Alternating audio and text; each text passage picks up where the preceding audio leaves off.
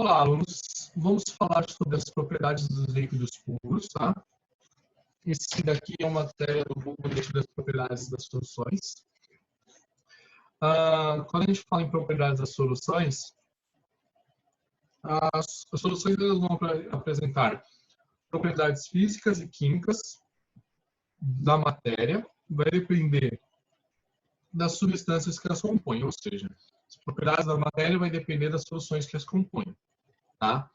Desse jeito, as soluções apresentam propriedades diferentes dos componentes dela, tá? Das substâncias que as compõem, tá?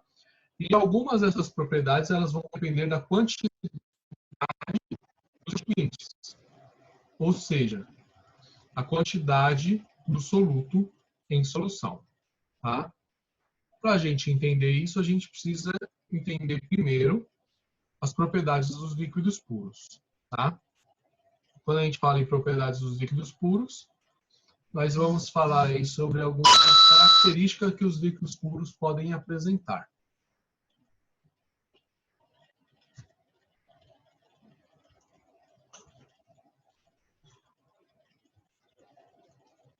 Vamos lá. As moléculas de um líquido puro, ela não precisa entrar em ebulição para ir para o seu estado gasoso, tá? Elas podem passar por esse processo de uma maneira natural, vamos dizer assim, tá? Pela evaporação. A evaporação, ela vai ser a passagem do líquido para o estado de vapor de uma maneira lenta e com a temperatura abaixo da temperatura de ebulição. Ou seja, a água, mesmo estando a 25 graus Celsius, ela evapora, tá? Então, isso vai ocorrer sempre na superfície do líquido, tá? E você pode observar isso, por exemplo, num copo d'água, numa poça d'água no chão, na roupa molhada no varal e assim por diante, tá? Já a ebulição é a passagem violenta, né, do estado líquido para o de vapor, conhecido como fervura. Essa vai acontecer no interior do líquido, aquelas bolinhas que você vê, as moléculas vibrando, rompendo as interações intermoleculares e evaporando, tá bom? Aqui, então, esses dois conceitos, tá? Tanto a evaporação quanto a ebulição, é o processo que a gente conhece como vaporização, tá? E a facilidade dessa vaporização acontecer, a gente chama de volatilidade, tá? E essa volatilidade, ela vai depender da natureza e da intensidade das forças de atração entre as moléculas, tá? Vou explicar isso com um desenho bonitinho aqui que eu vou fazer. Vai ficar muito show. Vocês vão ver. Vamos lá. Uma moléculazinha de água.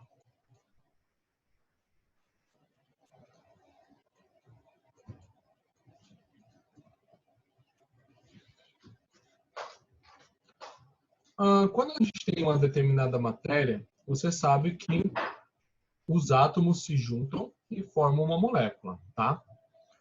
Essa junção de átomos a gente conhece como força intermolecular, né? Desculpa, como ligação química, tá? Agora, quando a gente tem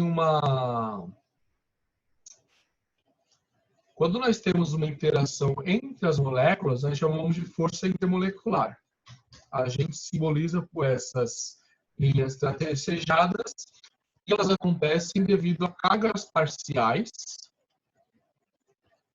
que cada elemento vai ter em uma ligação química. Por que carga parcial? Porque os elétrons do hidrogênio vão estar...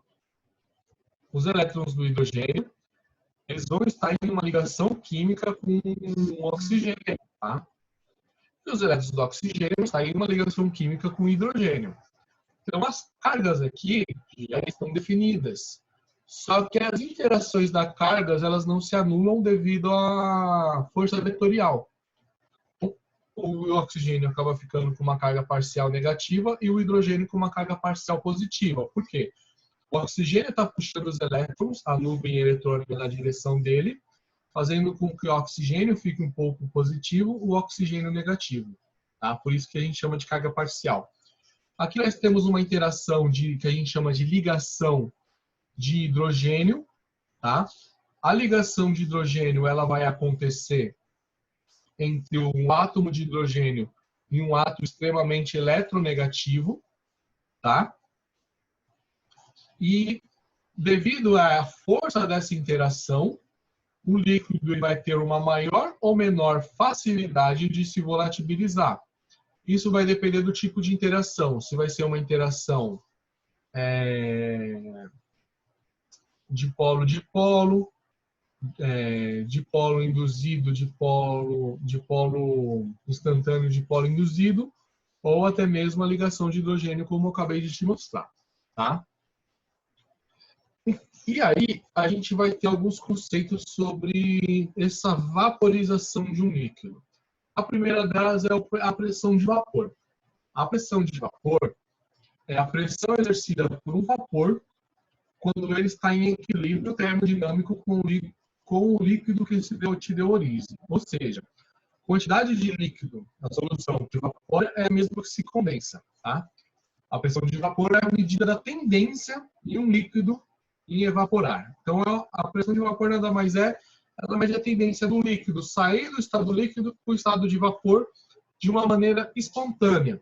Ou seja, a pressão de vapor ela vai explicar a evaporação. Tá? Então, a pressão de vapor explica a evaporação. Como que a gente chega nesse conceito da pressão de vapor? Em um recipiente fechado, as moléculas do líquido, ao passarem do estado de vapor, fazem com que em um determinado instante ocorra uma diminuição do volume do líquido e, com o passar do tempo, as partículas do estado gasoso, por não conseguirem escapar, por o sistema estar fechado, né, ao se movimentarem em alta velocidade, chocam-se contra as paredes do recipiente, retornando à fase líquida e assim condensando-se, né? No instante em que o número de moléculas que se vaporiza se iguala ao número de moléculas que se condensa, a gente atinge o equilíbrio dinâmico, ou seja, o equilíbrio entre o vapor e o líquido, em que a velocidade de evaporação se torna igual à velocidade de condensação. Esse a gente chama de equilíbrio termodinâmico. Tá? A pressão máxima de um vapor de um líquido é a maior pressão exercida pelos vapores desse líquido em equilíbrio dinâmico com a fase líquida. Tá? Essa pressão ela representa a tendência que as moléculas de um líquido com energia cinética suficiente têm de escapar da superfície para a forma de vapor. Tá? Quantitativamente, essa propriedade é relacionada à volatilidade. Assim, quanto maior a pressão de vapor a determinada temperatura, mais volátil vai ser o líquido. Tá? Vamos voltar. O que é a energia cinética? A energia cinética é definida pela energia em que as moléculas apresentam devido ao seu movimento. Vamos voltar lá no primeiro slide, onde eu fiz aquele desenho. Olha só esse desenho da molécula de H2O. Essa molécula ela tem uma vibração que é normal dela, é intrínseca dela, né? Uma força de vibração, vamos dizer assim. Tá? Então, essa molécula vibra, tá? De acordo com a energia que ela tem. Se você diminui a energia, ou seja, se você esfria o sistema, ela vibra pouco. Se você esquenta esse sistema, ela vibra mais.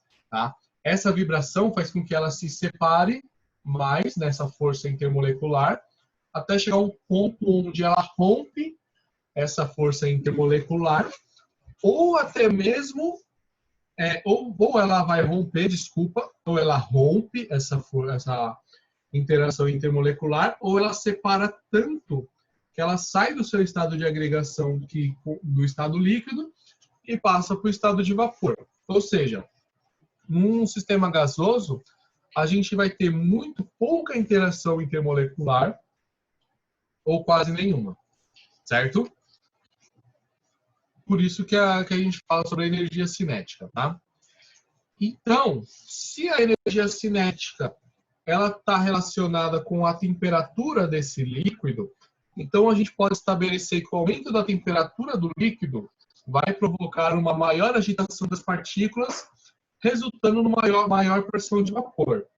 A pressão de vapor ela vai ser diretamente proporcional à volatilidade. Tá? Então, quanto maior a pressão de vapor, maior a volatilidade do líquido, certo? E aí a gente pode definir o seguinte, olha só. A temperatura zero, tá? A água ela vai apresentar uma pressão de vapor de 4,6, ou seja, uma baixa pressão de vapor. O etanol 12,2, que é uma pressão um pouquinho alta. Já o éter etílico, ele vaporiza lindo, lindo, lindo. Tá? E aí a gente vai ter 20 graus Celsius, vai aumentar um pouquinho, 40 graus Celsius vai aumentar um pouquinho. E olha só que interessante esse aqui, ó. A 100 graus Celsius, tá? A pressão de vapor da água é 1 atm.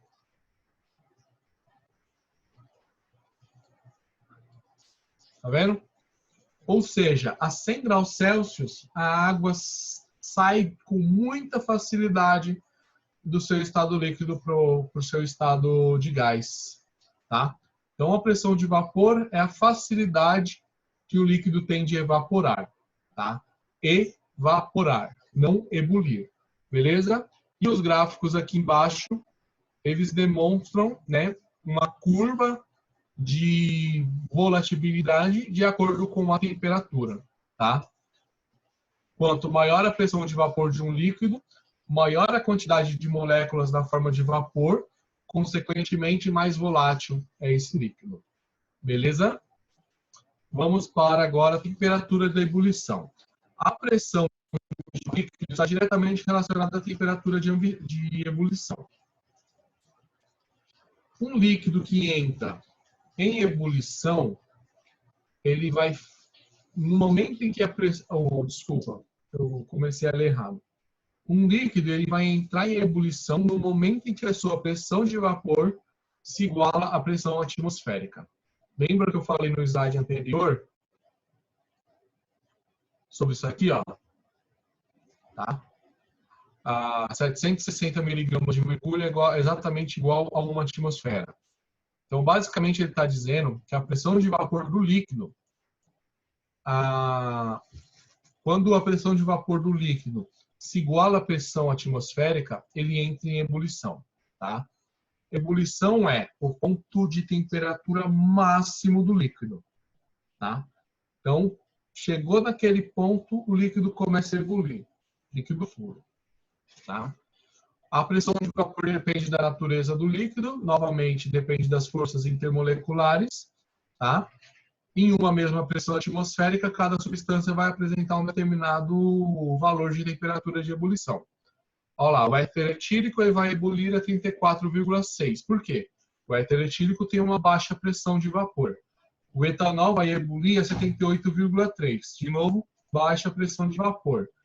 E a água ela vai ebulir a 100 graus Celsius, ou seja, o líquido dentre esses líquidos é o líquido que tem a maior pressão de vapor. Tá?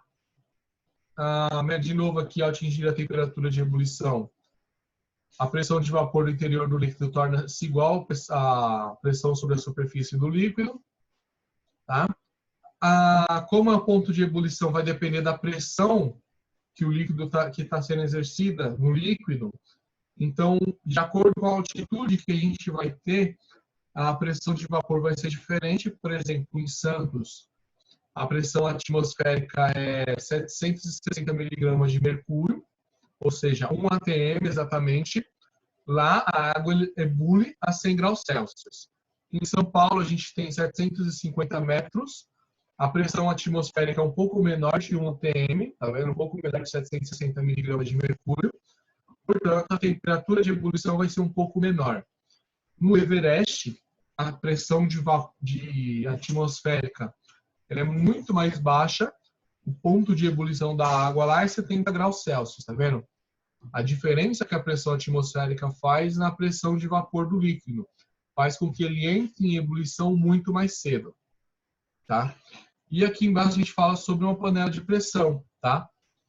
Se uma temperatura normal, pressão normal, a água vai ebulir a 100 graus Celsius.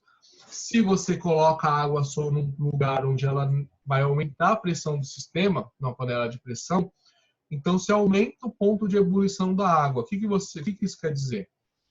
Que se uma temperatura, se uma pressão de um ATM ela ebule a 100 graus Celsius, se você aumenta essa pressão, você aumenta a temperatura da água. Então, você consegue fazer a água chegar a 130, 140 graus Celsius. Por isso é tão perigoso a água quando ela está sob pressão.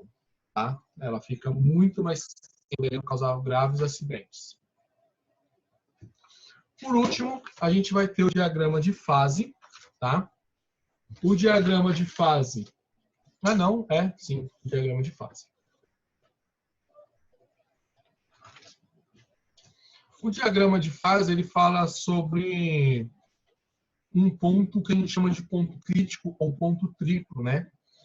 É a estabilidade entre o líquido e o vapor não ocorre somente em equilíbrio dinâmico, tá?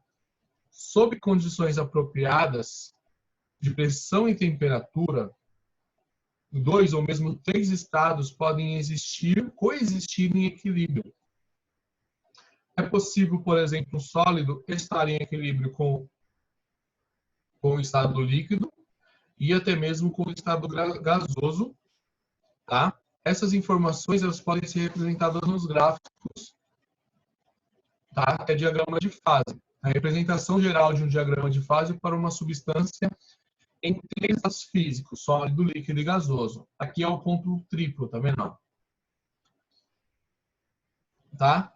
De uma forma geral, o diagrama de fase para uma substância ele pode existir nos 3 estados físicos da matéria. Ele é representado por um gráfico bidimensional com pressão e temperatura nos eixos, conforme apresentado aqui, ó. Temperatura, pressão, tá? Então você aumenta a temperatura, você aumenta a pressão e você vai aumentando os estados, tá? Onde você vai ter, por exemplo, aqui, você aumentando a temperatura, você vai aumentando o estado gasoso, diminuindo o estado líquido, tá? E você vai propiciando o estado, ele passar para o estado líquido, tá vendo? Aqui, ó, temperatura ponto triplo, temperatura de fusão, temperatura de ebulição, tá vendo? E a pressão em ATM, tá? Aqui, ó, de uma maneira um pouco mais didática, aonde você tem a agregação, o estado de agregação das moléculas. No estado de vapor, as moléculas um pouco mais distantes. No estado sólido, as moléculas bem mais unidas e no estado líquido um pouco mais separadas. Também aqui você tem, ó, a 0 graus Celsius, a 760 miligramas de mercúrio, ou seja, 1 atm, você vai ter a água passando do estado sólido para o estado líquido. A 100 graus Celsius, você vai ter a água passando do estado líquido para o estado gasoso. Tá? A 0,098 de temperatura, a uma pressão de 4,579 atm, né? Desculpa, ATM não, pressão de mercúrio, você vai ter o ponto crítico. Ó. Então, aqui o ponto triplo é um ponto onde todos os estados estão coexistindo. Tá? E é isso aí, nossa apresentação acabou. Eu espero que vocês tenham entendido. Se não tiverem entendido, vocês podem deixar dúvidas nos comentários e pelos canais que a gente atende, que é o Positivo On, e o Facebook, e o próprio YouTube e o nosso Google Classroom. Beleza? Muito obrigado. Até mais. E daqui a pouco tem mais um vídeo.